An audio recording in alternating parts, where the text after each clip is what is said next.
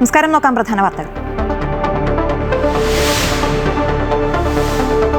തിരഞ്ഞെടുപ്പ് ചിത്രം തെളിഞ്ഞു. UDF സമ്മർദ്ദത്തിന് വഴങ്ങി SDPI. മഞ്ചേശ്വരത്തെ സ്ഥാനാർത്ഥിയെ പിൻവലിച്ചു. ഏലത്തൂരിൽ AK ശശീന്ദ്രന് ക്ലോക്ക് ചിഹ്നമില്ല. കാഹളം മുഴക്കുന്ന മനുഷ്യന്റെ ചിഹ്നം. അജിത് പവാർ വിഭാഗം സ്ഥാനാർത്ഥി PK ശശീന്ദ്രന്റെ ചിഹ്നം ക്ലോക്ക്. തിരുവനന്തപുരം സെൻട്രലിൽ CP ജോണിന്റെ അപരൻ പിന്മാറി. അമ്പലപ്പുഴയിൽ G സുധാകരന്റെ ചിഹ്നം തെങ്ങിൻ തോപ്പ്. PK ശശിക്ക് അപരനായി ശശി PK രംഗത്ത്.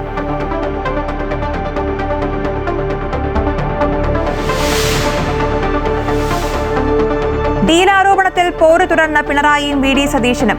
ഗോൾവാൾക്കറെ വണങ്ങി വിളക്ക് കൊളുത്തിയത് ഏത് ഡീലെന്ന് പിണറായി. 2006 പറവൂരിലെ ഡീൽ വ്യക്തമാക്കണമെന്നും ഫേസ്ബുക്കിലൂടെ ചോദ്യം. പിണറായി ലക്ഷണമൊത്ത RSS ഏജന്റ് എന്ന് തിരിച്ചടിച്ച VD സതീശൻ. RSS നേതാക്കളുമായി ഹോട്ടലിൽ ചർച്ച നടത്തിയത് പിണറായി എന്നും ആരോപണം.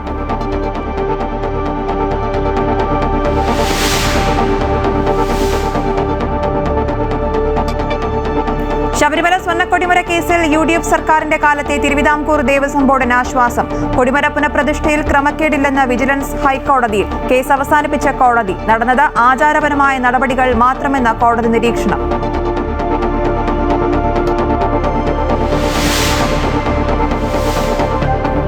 ഇറാൻ നാവികസേനാ കമാൻഡറും ഹോർമൂസ് കടലിടുക്കിലെ നിയന്ത്രണങ്ങളുടെ ബുദ്ധികേന്ദ്രവുമായ അലറേസ തങ്സിരി കൊല്ലപ്പെട്ടെന്ന് ഇസ്രായേൽ. സ്ഥിരീകരിക്കാതെ IRGC.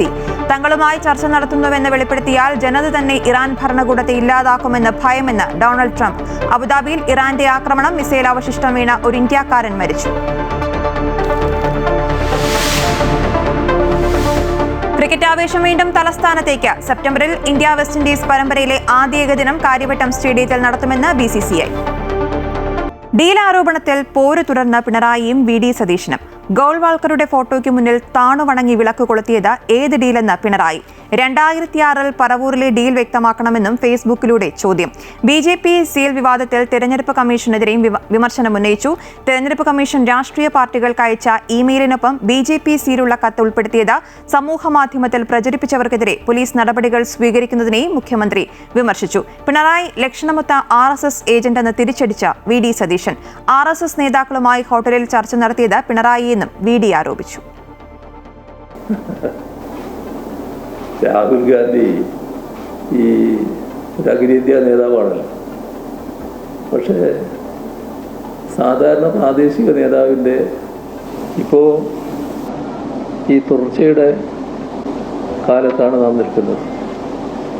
ഈ തുടർച്ചയുടെ ഫലം നമ്മുടെ കൊച്ചി ഉൾപ്പെടെയുള്ള നാടിൻ്റെ. ലോക്സഭാ പ്രതിപക്ഷ നേതാവ് രാഹുൽ ഗാന്ധിക്കെതിരെ ശക്തമായ വിമർശനവുമായി മുഖ്യമന്ത്രി പിണറായി വിജയൻ. കണ്ടാലും കൊണ്ടാലും പഠിക്കാത്തയാളാണ് രാഹുൽ ഗാന്ധിയെന്നും ഇത്രമാത്രം അധപതനം കോൺഗ്രസിന്റെ സമുന്നതനായ നേതാവിനുണ്ടാകുമോ എന്ന് മുഖ്യമന്ത്രി ചോദിച്ചു. സർക്കാരുകൾ മാറി മാറി ഭരിക്കുന്നത് നാടിന്റെ പുരോഗതിയുടെ താളം തെറ്റിക്കുമെന്നും മുഖ്യമന്ത്രി പിണറായി വിജയൻ പറഞ്ഞു. രാഹുൽ ഗാന്ധി ഈ അഖിലേന്ത്യാ നേതാവാണല്ലോ. പക്ഷേ സാധാരണ പ്രാദേശിക നേതാവിൻ്റെ പ്രാദേശിക പ്രവർത്തകൻ്റെ കാര്യവിവരം പോലും ഇല്ല എന്നതാണ് വസ്തുത. ഒരു കാര്യവും നേരെ ചൊവ്വേ മനസ്സിലാക്കാൻ തയ്യാറാകില്ല. പിന്നെ കണ്ടാലും കൊണ്ടാലും പഠിക്കില്ല. അതൊന്നും രാഷ്ട്രീയ നേതാവിന് ചേർന്ന ഗുണമല്ല. ഇത്രമാത്രം അധപ്പതനം എങ്ങനെയാണ് കോൺഗ്രസ്സുകാരാകെ സർവാദരണീയനായ നേതാവെന്ന് കാണുന്ന ഒരു നേതാവിനുണ്ടാകുന്നത് എന്ന് ഒരു തരത്തിലും മനസ്സിലാക്കാൻ കഴിയാത്ത കാര്യമാണ്. ഇവിടെ രാഹുൽ ഗാന്ധിയുടെ നില എന്താ? രാഹുൽ ഗാന്ധിയും ഇന്ത്യയിലെ കോൺഗ്രസും രാജ്യത്തെ BJPയുടെ B ടീമായിട്ടാണ് പ്രവർത്തിക്കുന്നത്. അതിനുതകുന്ന സമീപനമാണ് രാഹുൽ ഗാന്ധി എല്ലായിടങ്ങളിലും സ്വീകരിക്കുന്നത്. ഇപ്പോൾ കേസിൻ്റെ കാര്യം പറഞ്ഞല്ലോ. BJP ഇതര കക്ഷികൾക്കെതിരെ ഒട്ടേറെ കേസുകൾ എടുത്തിട്ടുണ്ട്, വേട്ടയാടിയിട്ടുണ്ട്. പ്രതിപക്ഷ പാർട്ടികൾ വേട്ടയാടപ്പെട്ടിട്ടുണ്ട്.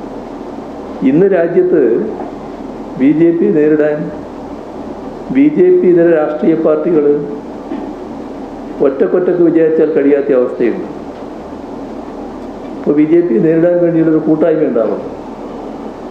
ഹരിയാനയിൽ ആ കൂട്ടായ്മ ഉണ്ടാകുന്നതിനെതിരായ നിലപാടാണ് രാഹുൽ ഗാന്ധിയും കോൺഗ്രസും സ്വീകരിച്ചത്.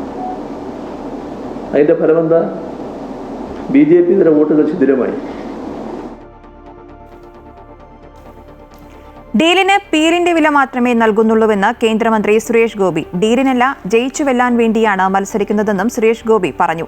പാലക്കാട് ഉപതെരഞ്ഞെടുപ്പിൽ ശോഭാ സുരേന്ദ്രനെ മത്സരിപ്പിച്ചുവെങ്കിൽ വിജയിച്ചേനെ. ശോഭാ സുരേന്ദ്രൻ മന്ത്രിസഭയിലുണ്ടായിരുന്നുവെങ്കിൽ സ്വർണം വെക്കടോ എന്ന് പറഞ്ഞേനെ. അങ്ങനെ പറയാൻ ഒരു പ്രതിപക്ഷമുണ്ടായേനെ എന്നും സുരേഷ് ഗോപി പറഞ്ഞു.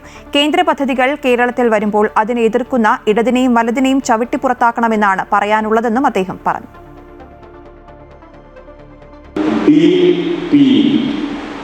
അവർ ഡീലെന്നാണ് പറയുന്നത്. ഞാനതൊരു ഡീലിൻ്റെ വിലയെ കൽപ്പിക്കുന്നുള്ളൂ. ഇതിനെ സംബന്ധിച്ച് പ്രധാനമന്ത്രിയുടെ ഇതെങ്ങനെയാണ് ഡിഫ്ലക്ട് ചെയ്യുന്നത്, ജനങ്ങളുടെ മിസ്റ്റേക്ക് വഴിതെറ്റിക്കാനായി ഉപയോഗിക്കുന്നത്, ഇതെങ്ങനെയാണ് ഒരു ദുഷ്ടലാപ്പായി മാറുന്നത്, പൊളിറ്റിക്കൽ കോൺസ്പിറസിയായി മാറുന്നത് എന്നതിനെ സംബന്ധിച്ച്. ഇപ്പോൾ രമേശ് ചെന്നിത്തല ഇടുക്കിയിൽ മാധ്യമങ്ങളെ കാണുകയാണ്. അതിലേക്ക് ഞങ്ങൾ ഒരിക്കലും അംഗീകരിക്കില്ല. കേസെടുക്കെങ്കിൽ കേസെടുക്കട്ടെ, നിയമത്തിൻ്റെ വഴിക്ക് പോട്ടെ. ഇത്തരം പരാമർശങ്ങൾ ഒരു പൊതുപ്രവർത്തകനും നടത്താൻ പാടില്ലാത്തതാണ്. ഞങ്ങളത് അപ്രൂവ് ചെയ്യുന്നില്ല. അതുകൊണ്ട് അദ്ദേഹത്തെ ആ സ്ഥാനത്ത് നിന്ന് മാറ്റുകയും ചെയ്തു. അതാണ് ആ കാര്യത്തിൽ ഞങ്ങൾക്ക് എടുക്കാൻ കഴിയുന്ന ഏറ്റവും വലിയ തീരുമാനം. കോഴിക്കോട് നടന്ന പരിപാടിയിൽ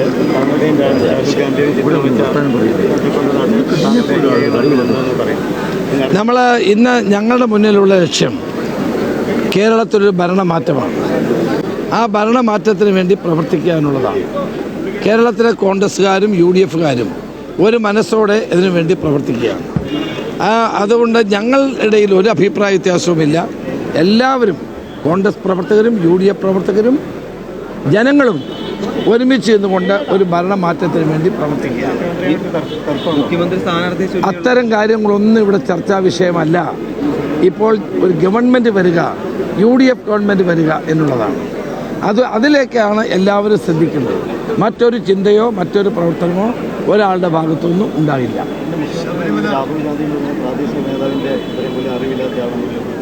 ഒരു വലിയ അറിവുള്ള ഒരാളാണ് നമ്മുടെ മുഖ്യമന്ത്രി. അദ്ദേഹത്തിൻ്റെ അറിവ് ഞങ്ങൾ 10 വർഷം കേട്ടുകൊണ്ടിരിക്കുകയാണ്. രാഹുൽ ഗാന്ധിക്ക് എന്താ പറഞ്ഞ പ്രാദേശിക നേതാവിൻ്റെ പോലും അറിവില്ല. ഇദ്ദേഹത്തിന് ഭയങ്കര അറിവാണല്ലോ. ആ അറിവ് നമ്മൾ കണ്ടുകൊണ്ടിരിക്കുകയാണല്ലോ. അതുകൊണ്ടാണ് കേരളത്തിലെ ജനങ്ങൾ അദ്ദേഹത്തെ ഈ കസേരയിൽ നിന്ന് പുറത്താക്കാൻ വേണ്ടി ഒരുമിച്ച് നിൽക്കുന്നത്. രാഹുൽ ഗാന്ധിയെപ്പറ്റി അദ്ദേഹം ഇത് പറയുന്നത് നരേന്ദ്രമോദിയെ സഹായിക്കാനാണ്. നരേന്ദ്രമോദിക്ക് വേണ്ടിയിട്ടാണ് ഇപ്പോൾ പിണറായി വിജയൻ സംസാരിക്കുന്നത്. കാരണം നരേന്ദ്രമോദിക്കെതിരെ ഏറ്റവും വലിയ പോരാട്ടം നടത്തുന്ന വ്യക്തി രാഹുൽ ഗാന്ധിയാണ്. ആ രാഹുൽ ഗാന്ധിയെ ഇകഴ്ത്തി കാണിച്ചാൽ മാത്രമേ നരേന്ദ്രമോദിയുടെ ഗുഡ് ബുക്കിൽ പിണറായി വിജയൻ വരാൻ കഴിയുള്ളൂ. അപ്പം നരേന്ദ്രമോദിയുടെ ഗുഡ് ബുക്കിൽ കയറാനാണ് രാഹുൽ ഗാന്ധിയെ വിമർശിക്കാൻ അദ്ദേഹം തയ്യാറായത്. കേരളത്തിലെ ജനങ്ങൾക്കറിയാം പിണറായി വിജയൻ എന്ത് വിവരമുണ്ട്, രാഹുൽ ഗാന്ധിക്ക് എന്ത് വിവരമുണ്ടെന്നൊക്കെ ഈ നാട്ടിലെ ജനങ്ങൾക്കറിയാം. ഏതായാലും രാഹുൽ ഗാന്ധിക്ക് പിണറായി വിജയൻ്റെ സർട്ടിഫിക്കറ്റിൻ്റെ ആവശ്യമില്ല. വിവിധ മണ്ഡലങ്ങളിൽ പോയപ്പോഴേ ശബരിമല സ്വർണ്ണ ബന്ധപ്പെട്ട ഹൈക്കോടതി സർക്കാരിന്റെ പ്രഹരമാണ്. ഇപ്പോൾ PK കുഞ്ഞാലിക്കുട്ടി മാധ്യമങ്ങളെ കാണുകയാണ്. അതിലേക്ക് അവരുടെ നയം അവർ സ്വീകരിക്കുന്ന കാര്യങ്ങൾ അതവർക്ക് അവിടെ മത്സരിക്കുന്നത് ചീത്തപ്പേരുണ്ടാക്കും. അതവർക്ക് മനസ്സിലാക്കണം.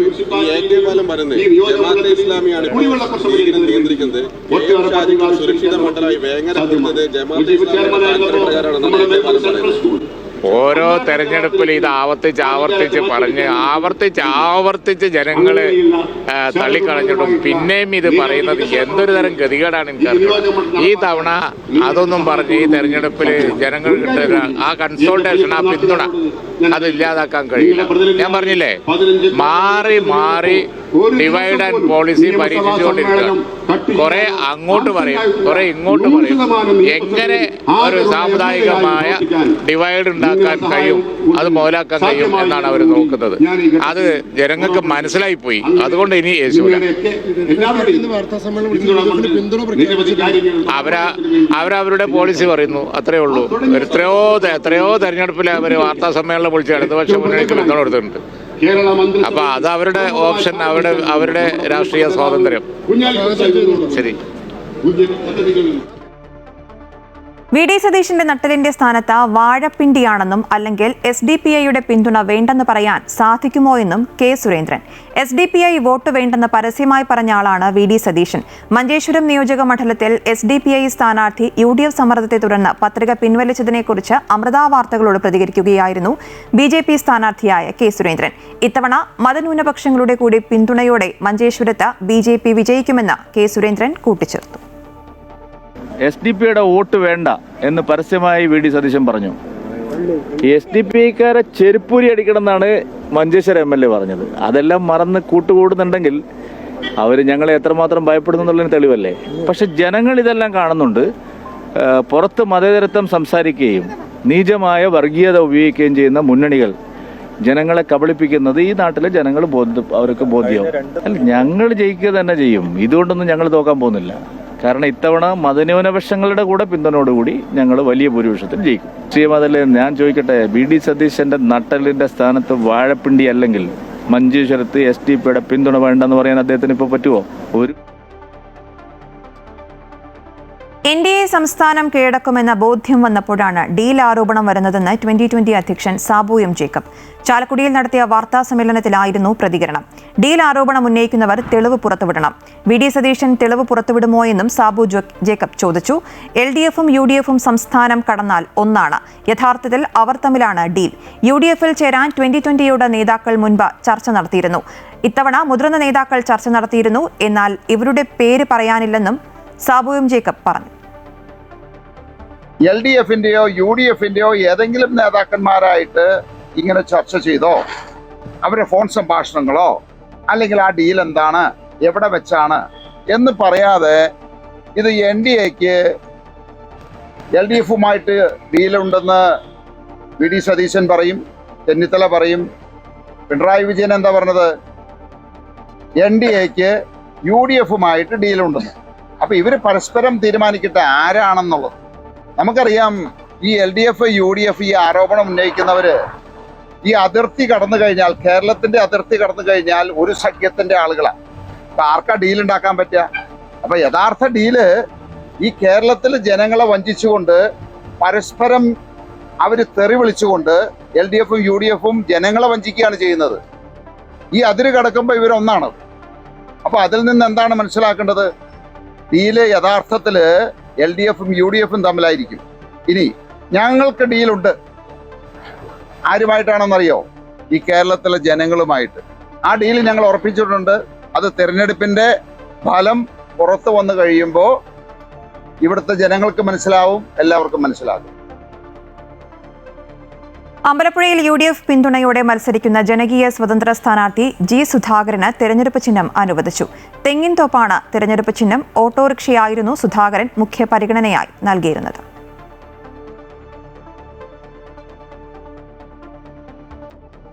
KK രമയ്ക്ക് തിരഞ്ഞെടുപ്പ് ചിഹ്നമായ ഫുട്ബോൾ നഷ്ടമായി. പകരം ലഭിച്ചത് ടെലിവിഷനാണ്. കഴിഞ്ഞ തദ്ദേശ നിയമസഭാ തിരഞ്ഞെടുപ്പുകളിൽ ഫുട്ബോൾ ചിഹ്നത്തിലാണ് RMP സ്ഥാനാർത്ഥികൾ മത്സരിച്ചിരുന്നത്. എന്നാൽ ഇത്തവണ പട്ടികയിൽ ഫുട്ബോൾ ചിഹ്നം ഉണ്ടായിരുന്നില്ല. സംഭവത്തിന് പിന്നാലെ നിയമ നടപടിയുമായി മുന്നോട്ടു പോകാനാണ് RMPയുടെ തീരുമാനം. അതേസമയം അഹമ്മദ് ദേവർകോവിൽ ബക്കറ്റ് ചിഹ്നത്തിലും PV അൻവർ ഗ്യാസ് സിലിണ്ടർ ചിഹ്നത്തിലും AK ശശീന്ദ്രൻ 2 ചിഹ്നത്തിലും മത്സരിക്കും. കടുത്ത മത്സരം നടക്കുന്ന ബേപ്പൂരിൽ PA മുഹമ്മദ് റിയാസിനും PV അൻവറിനും അപരന്മാരുമുണ്ട്.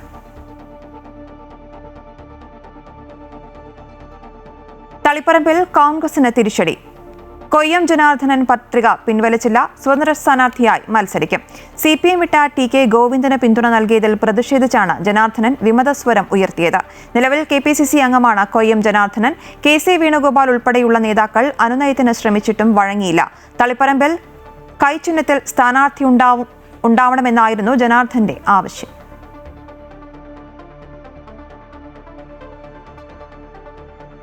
നേമത്ത് V ശിവൻകുട്ടി നടത്തുന്നത് തരംതാണ രാഷ്ട്രീയമെന്ന് BJP സംസ്ഥാന general secretary S Suresh. NDA സ്ഥാനാർത്ഥി രാജീവ് ചന്ദ്രശേഖറിന്റെ അപര സ്ഥാനാർത്ഥിയായി മത്സരിക്കുന്ന Rajeev Kumar GS CPM Arannoor branch സെക്രട്ടറിയാണെന്നാണ് സുരേഷ് ആരോപിക്കുന്നത്. രാജീവ് കുമാർ അപര സ്ഥാനാർത്ഥിയാണോ CPM വിമതനാണോ എന്ന് CPM വ്യക്തമാക്കണമെന്നും സുരേഷ് ആവശ്യപ്പെട്ടു.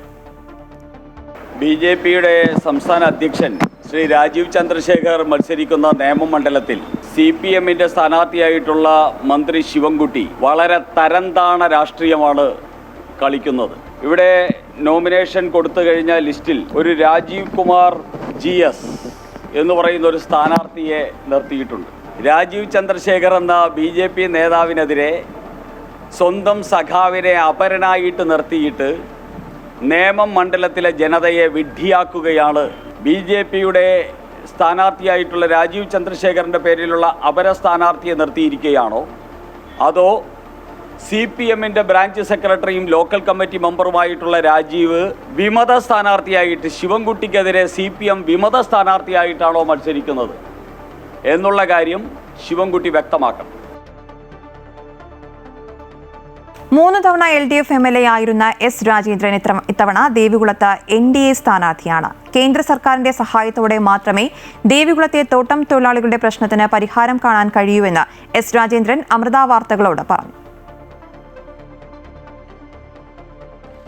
5 വർഷം ജില്ലാ പഞ്ചായത്ത് പ്രസിഡന്റ്, 3 തവണ ദേവികുളം MLA.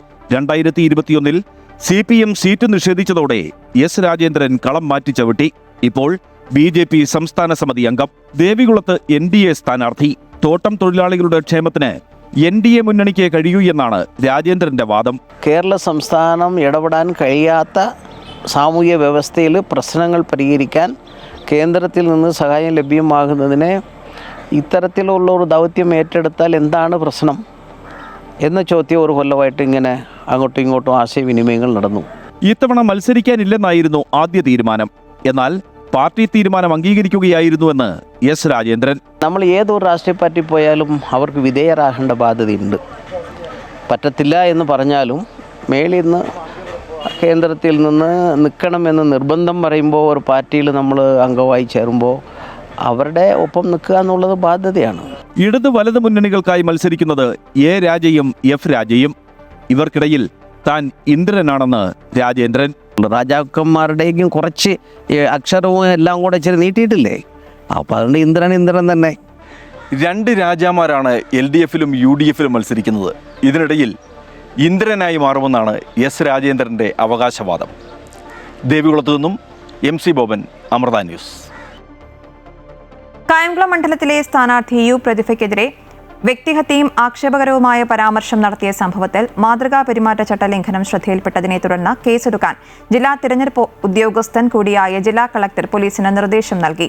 സ്ത്രീകളുടെ അഭിമാനത്തെ ക്ഷതപ്പെടുത്തൽ, തിരഞ്ഞെടുപ്പിനോടനുബന്ധിച്ച് അടിസ്ഥാനരഹിതമായ പ്രസ്താവന നടത്തൽ, തിരഞ്ഞെടുപ്പ് ഫലത്തെ സ്വാധീനിക്കുന്ന വിധത്തിലുള്ള തെറ്റായ പ്രസ്താവന നടത്തൽ, അപകീർത്തിപ്പെടുത്തൽ തുടങ്ങിയ വകുപ്പുകൾ ഉൾപ്പെടുത്തി കേസെടുക്കാനാണ് നിർദ്ദേശം നൽകിയത്.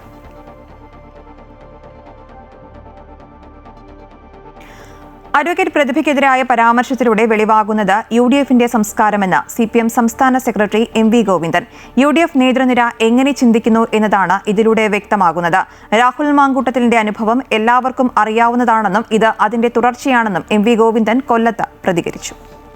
UDF-ന്റെ നേതൃനിര എങ്ങനെയാണ് ചിന്തിക്കുന്നത് എന്നുള്ളതിന്റെ മുഖക്കണ്ണാടിയാണ് കായംകുളത്ത് അവരുടെ കൺവെൻഷൻ ഉദ്ഘാടനം ചെയ്തുകൊണ്ട് അവരുടെ പ്രമുഖ നേതാവ് സ്ത്രീ വിരുദ്ധ പ്രചാരവേല അപമാനകരമായ രീതിയിൽ ഏറ്റെടുത്ത് നടത്തി. അതിന്റെ ഭാഗമായി കേരളത്തിലെ സ്ത്രീകൾക്ക് നേരെ നടത്തിയിട്ടുള്ള ഈ കടന്നാക്രമത്തെ കേരളീയ സമൂഹം ഒന്നടങ്കം, സ്ത്രീകൾ മാത്രമല്ല കേരളീയ സമൂഹം ഒന്നടങ്കം പ്രതിഷേധിക്കുകയും അപലപിക്കുകയും ചെയ്തിട്ടുള്ള കാര്യമാണ്. U പ്രതിഭയ്ക്കെതിരായ അധിക്ഷേപ പരാമർശത്തിൽ കേസെടുത്ത പോലീസ്. UDF നേതാവായിരുന്ന A ഇർഷാദിനെതിരെയാണ് കായംകുളം പോലീസ് കേസെടുത്തത്. സ്ത്രീത്വത്തെ അപമാനിക്കൽ, നവമാധ്യമങ്ങൾ വഴി അശ്ലീല ഉള്ളടക്കം പ്രചരിപ്പിക്കൽ തുടങ്ങിയ വകുപ്പുകളാണ് ഇർഷാദിനെതിരെ ചുമത്തിയിരിക്കുന്നത്. അശ്ലീല ഉള്ളടക്കം പ്രചരിപ്പിച്ചതിന് IT നിയമവും ചുമത്തിയിട്ടുണ്ട്.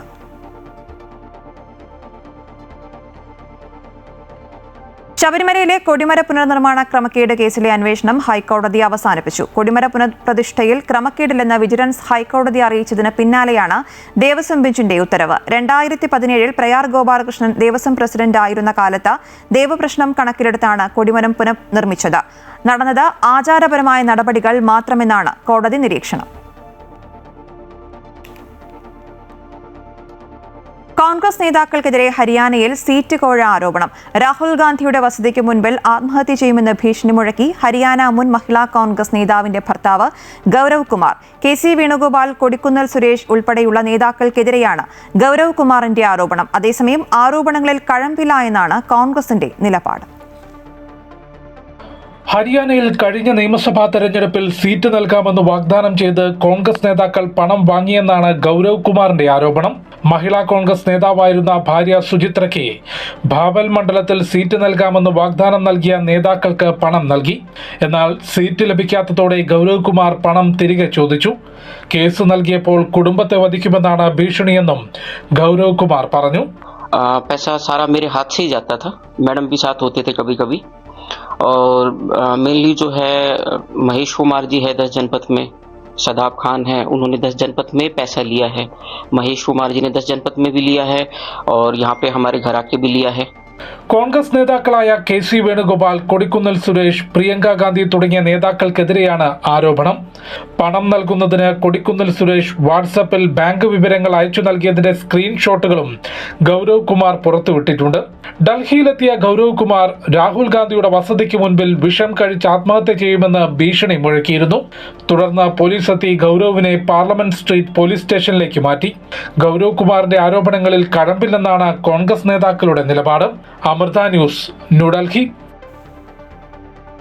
മലപ്പുറം ചെറുകാവ് സർവീസ് സഹകരണ ബാങ്കിൽ വൻ സാമ്പത്തിക ക്രമക്കേട് നടന്നതായി പരാതി. നിക്ഷേപകരുടെ പണവും സ്വർണവും ബാങ്ക് സെക്രട്ടറി സ്വന്തം ആവശ്യങ്ങൾക്കായി വകമാറ്റിയെന്നാണ് ഉയരുന്ന ആരോപണം. നീതി ലഭിക്കാത്തതിനെ തുടർന്ന് ബാങ്ക് തട്ടിപ്പിനിരയായവർ ആക്ഷൻ കൗൺസിൽ രൂപീകരിച്ച് പ്രക്ഷോഭത്തിന് ഒരുങ്ങുകയാണ്. ചെറുകാവ് സർവീസ് സഹകരണ ബാങ്കിനെ വിശ്വസിച്ച് പണം നിക്ഷേപിച്ചവരും സ്വർണ്ണ വായ്പ എടുത്തവരുമായ സാധാരണക്കാരായ നിരവധി പേരാണ് തട്ടിപ്പിനിരയായത്. ബാങ്ക് സെക്രട്ടറി PT ആസിഫ് ബാങ്കിലെ പണവും സ്വർണവും സ്വന്തം ബിസിനസ് ആവശ്യങ്ങൾക്കായി ദുരുപയോഗം ചെയ്തു എന്നാണ് ഇരകൾ ആരോപിക്കുന്നത്. ഓഡിറ്റിംഗിൽ കൃത്രിമം കാണിച്ചാണ് കോടിക്കണക്കിന് രൂപയുടെ തട്ടിപ്പ് നടന്നത്. പണയം വെച്ച സ്വർണം തിരിച്ചു വാങ്ങാൻ ബാങ്കിലെത്തിയപ്പോഴാണ് പലരും വിവരം അറിയുന്നത്. പെൺമക്കളുടെ വിവാഹ ആവശ്യത്തിനും ചികിത്സയ്ക്കുമായി മാറ്റിവെച്ച പണം നഷ്ടപ്പെട്ടവരിൽ വയോധികരും പ്രവാസികളും ഉൾപ്പെടുന്നു. അറിയപ്പെടുന്നത് 40 മുതൽ 50ഓളം കോടി രൂപ ക്യാഷായിട്ടും ഗോൾഡായിട്ടും വലിച്ചിട്ടാണ് ആളിവിടുന്ന് നാടുവിട്ടത്. അതിൻ്റെ ബാങ്കിൻ്റെ ഭരണസമിതിക്ക് പങ്കുണ്ട് എന്നാണ് അറിയാൻ കഴിഞ്ഞത്. അതിനൊരു അന്വേഷണം നടത്തണം. പിന്നെ അതുപോലെ തന്നെ ഇയാളെ ഇവിടെ നിന്ന് വിദേശത്തേക്ക് കയറ്റി അയക്കാൻ ഒത്താശ ചെയ്തവരും ഈ ബാങ്കിൻ്റെ ഭരണസമിതിയിൽ ഉണ്ടെന്നാണ് അറിയാൻ കഴിഞ്ഞത്. വിഷയത്തിൽ പരാതിക്കാർ ഹൈക്കോടതിയെ സമീപിച്ചിട്ടുണ്ട്. നിലവിലെ ഭരണസമിതിക്കും ഈ തട്ടിപ്പിൽ പങ്കുണ്ടെന്ന് സംശയിക്കുന്നതായി ആക്ഷൻ കൗൺസിൽ ആരോപിക്കുന്നു. അധികൃതർ പണം തിരിച്ചു കിട്ടാൻ നടപടികൾ സ്വീകരിച്ചില്ലെങ്കിൽ വലിയ ജനകീയ പ്രക്ഷോഭത്തിന് ഒരുങ്ങുകയാണ് നിക്ഷേപകർ. അമൃത ന്യൂസ്, മലപ്പുറം. ഇറാൻ നാവികസേനാ കമാൻഡറും ഹോർമൂസ് കടലിടുക്കിലെ നിയന്ത്രണങ്ങളുടെ ബുദ്ധികേന്ദ്രവുമായ അലിറേസ തങ്സിരി കൊല്ലപ്പെട്ടുവെന്ന് ഇസ്രായേൽ. അതേസമയം ലോകത്തിനാകെ സാമ്പത്തിക പ്രഹരമേൽപ്പിച്ച ഹോർമൂസ് കടലിടുക്ക് നിയന്ത്രണത്തിലാക്കുക എന്ന തന്ത്രം മെനഞ്ഞ തങ്സിരിയുടെ മരണം ഇറാൻ റവല്യൂഷണറി ഗാർഡ് കോർപ്സോ ഇറാൻ ഭരണകൂടമോ സ്ഥിരീകരിച്ചിട്ടില്ല. അലിറേസ തങ്സിരി വധം ഹോർമൂസ് പിടിച്ചെടുക്കാനുള്ള അമേരിക്ക ഇസ്രായേൽ നീക്കങ്ങൾക്ക് മുന്നോടിയായിട്ടെന്നാണ് വിലയിരുത്തൽ. 2018 ഓഗസ്റ്റ് മുതൽ IRGC നാവികസേനയുടെ കമാൻഡറായിരുന്നു തങ്സിരി. ഗൾഫിലെ പ്രത്യേകിച്ച് ഹോർമൂസ് കടലിടുക്കിന് ചുറ്റുമുള്ള ഇറാന്റെ നടപടികളിൽ നിർണായക പങ്കും തങ്സിരിയുടേതാണ്. ഫെബ്രുവരി 28 മുതൽ US-ഉം ഇസ്രായേലും നടത്തിയ ആക്രമണങ്ങളിൽ കൊല്ലപ്പെട്ട ഇറാന്റെ രാഷ്ട്രീയ സൈനിക ഉന്നതരുടെ പട്ടികയിൽ ഇതോടെ ഇടം പിടിക്കുകയാണ് തങ്സിരിയും. ഹോർമൂസ് കടലിടുക്കിന്റെ നിയന്ത്രണം പൂർണ്ണമായും കൈപ്പിടിയിൽ ഒതുക്കുന്നതിൽ നിർണായക പങ്കാണ് അലിറേസ തങ്സിരി വഹിച്ചത്. തങ്സിരിയുടെ വധം ഇറാനെ സംബന്ധിച്ചിടത്തോളം കനത്ത പ്രഹരമാണ്. എന്നാൽ തങ്സിരിയുടെ മരണം സംബന്ധിച്ച് ഇറാനോ ഇസ്രായേൽ സൈന്യമോ ഇതുവരെ ഔദ്യോഗിക പ്രതികരണം നടത്തിയിട്ടില്ല. അതേസമയം യുദ്ധം അവസാനിപ്പിക്കാനുള്ള ചർച്ചകളോടുള്ള ഇറാന്റെ നിസ്സംഗത കാര്യങ്ങൾ കൂടുതൽ വഷളാക്കുമെന്ന മുന്നറിയിപ്പും ട്രൂത്ത് സോഷ്യലിലൂടെ ട്രംപ് നൽകുന്നുണ്ട്. തങ്ങളുമായി ചർച്ച നടത്തുന്നുവെന്ന് വെളിപ്പെടുത്തിയാൽ ജനത തന്നെ ഇറാൻ ഭരണകൂടത്തെ ഇല്ലാതാക്കുമെന്ന് ഭയമാണെന്നും ട്രംപ് ആരോപിക്കുന്നു. അതേസമയം അമേരിക്കയുടെ 15 സമാധാന നിർദ്ദേശങ്ങൾ അംഗീകരിക്കില്ലെന്ന് വെളിപ്പെടുത്തിയ ഇറാൻ യുദ്ധം അവസാനിപ്പിക്കാൻ 5 നിബന്ധനകൾ പുറത്തിറക്കി. ഇറാന് മേലുള്ള ആക്രമണം പൂർണ്ണമായും അവസാനിപ്പിക്കണമെന്നും ഹോർമൂസ് കടലിടുക്കിലുള്ള ഇറാന്റെ പരമാധികാരം നിലനിർത്തണം എന്നതടക്കമുള്ള നിർദ്ദേശങ്ങളാണ് ഇറാൻ മുന്നോട്ട് വച്ചിരിക്കുന്നത്. കൂടാതെ ഇറാൻ ഹോർമൂസിന്റെ അധികാരം സ്ഥാപിക്കാനുള്ള നിയമം പാസാക്കാൻ ഒരുങ്ങുന്നതായും വിവരം ലംഘനമുണ്ട്. ഹോർമുസിലൂടെ പോകുന്ന കപ്പലുകളിൽ നിന്നും ടോൾ പിരിക്കാനുള്ള അനുവാദം നൽകുന്ന നിയമത്തിന്റെ കരട് തയ്യാറാക്കിയതായും ഉടൻ നിയമമാകുമെന്നും പാർലമെന്റിന്റെ സിവിൽ അഫയേഴ്സ് കമ്മിറ്റി ചെയർമാൻ പറഞ്ഞതായി ഇറാൻ വാർത്താ ഏജൻസികൾ റിപ്പോർട്ട് ചെയ്യുന്നു. ഇറാനിലും ലബനോണിലും ഇസ്രായേലിന്റെ കനത്ത ആക്രമണവും തുടരുകയാണ്. ഗൾഫ് മേഖലയിലേക്ക് ഇറാന്റെ ആക്രമണം തുടരുന്നു. അബുദാബിയിൽ പ്രതിരോധിച്ച മിസൈൽ അവശിഷ്ടം പതിച്ച് 2 പേർക്ക് ജീവൻ നഷ്ടമായി. 3 പേർക്ക് പരിക്കേറ്റതായും റിപ്പോർട്ടുകളുണ്ട്. മരിച്ചവരിൽ ഒരാൾ ഇന്ത്യക്കാരനും ഒരാൾ പാകിസ്ഥാൻ സ്വദേശിയുമാണ്. News desk Amrita TV. പശ്ചിമേഷ്യൻ സംഘർഷവുമായി ബന്ധപ്പെട്ട ചർച്ചകൾക്കായി പ്രധാനമന്ത്രി യോഗം വിളിച്ചു. നാളെ സംസ്ഥാന മുഖ്യമന്ത്രിമാരുമായി വീഡിയോ കോൺഫറൻസിലൂടെയാണ് യോഗം ചേരുന്നത്. പശ്ചിമേഷ്യൻ സംഘർഷത്തിന്റെ പശ്ചാത്തലത്തിലുള്ള തയ്യാറെടുപ്പുകൾ വിലയിരുത്തും. ഒറ്റക്കെട്ടായി പ്രതിസന്ധിയെ നേരിടാനുള്ള ചർച്ചകൾ നടത്തുകയാണ് യോഗത്തിന്റെ അജണ്ട. അതേസമയം തെരഞ്ഞെടുപ്പ് നടക്കാനിരിക്കുന്ന സംസ്ഥാനങ്ങളിലെ മുഖ്യമന്ത്രിമാർ യോഗത്തിൽ പങ്കെടുക്കില്ല.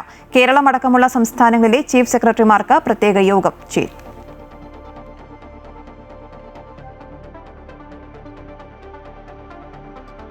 ആലുവ എടയാർ വ്യവസായ മേഖലയിലെ കമ്പനിയിലുണ്ടായ തീപിടുത്തത്തിൽ ഒരാൾ മരിച്ചു. കമ്പനിയിലെ തൊഴിലാളിയായ ബീഹാർ സ്വദേശി ശത്രുഘ്നൻ മുഖിയാണ് മരിച്ചത്. ബോയിലറിൽ ഉണ്ടായ തീ കെടുത്താൻ ശ്രമിക്കുന്നതിനിടെയാണ് അപകടമുണ്ടായത്. 6ഓളം ഫയർഫോഴ്സ് എത്തിയാണ് കമ്പനിയിലെ തീ കെടുത്തിയത്.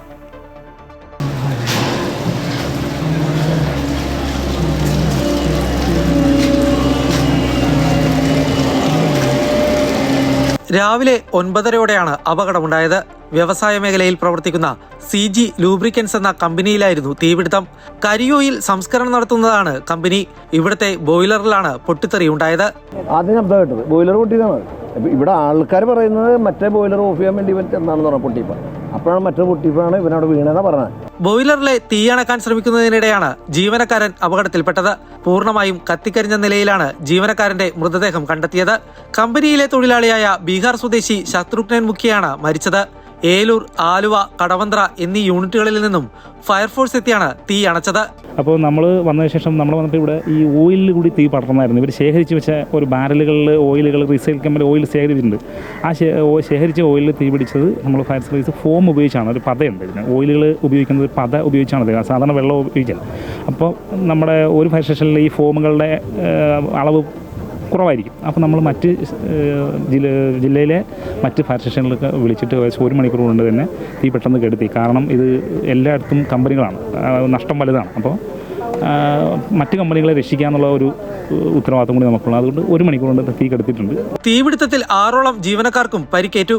പരിക്കേറ്റവരുടെ നില ഗുരുതരമല്ല. ഇവരെ ഏലൂർ ESI ആശുപത്രിയിൽ പ്രവേശിപ്പിച്ചു. Amrita news, Kochi. India Hong Kong football മത്സരത്തിന്റെ വാർത്താ സമ്മേളനം GCDA തടഞ്ഞു. സെക്യൂരിറ്റി ഡെപ്പോസിറ്റ് അടച്ചില്ലെന്ന് ചൂണ്ടിക്കാട്ടിയായിരുന്നു നടപടി. ഇന്ത്യൻ കോച്ച് ഖാലിദ് ജമീൽ വാർത്താ സമ്മേളനത്തിനായി കലൂർ സ്റ്റേഡിയത്തിലെത്തിയ ശേഷമായിരുന്നു അനുമതിയില്ലെന്ന കാര്യം അറിയിച്ചത്. 25 ലക്ഷം രൂപയാണ് സെക്യൂരിറ്റി ഡെപ്പോസിറ്റ്.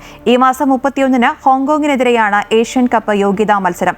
ISL വാർത്താ സമ്മേളനവും സമാനമായ രീതിയിൽ GCDA വിലക്കിയിരുന്നു.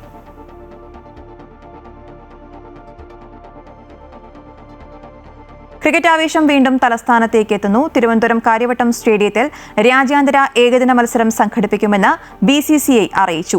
സെപ്റ്റംബറിൽ ഇന്ത്യ വെസ്റ്റ് ഇൻഡീസ് പരമ്പരയിലെ ആദ്യ ഏകദിനമാണ് കാര്യവട്ടം സ്റ്റേഡിയത്തിൽ നടക്കുന്നത്. ഇതടക്കം ഇന്ത്യൻ സീനിയർ പുരുഷ ടീമിന്റെ 2026-27 രാജ്യാന്തര ഹോം സീസണിലെ മത്സരക്രമങ്ങൾ BCCI പുറത്തുവിട്ടു.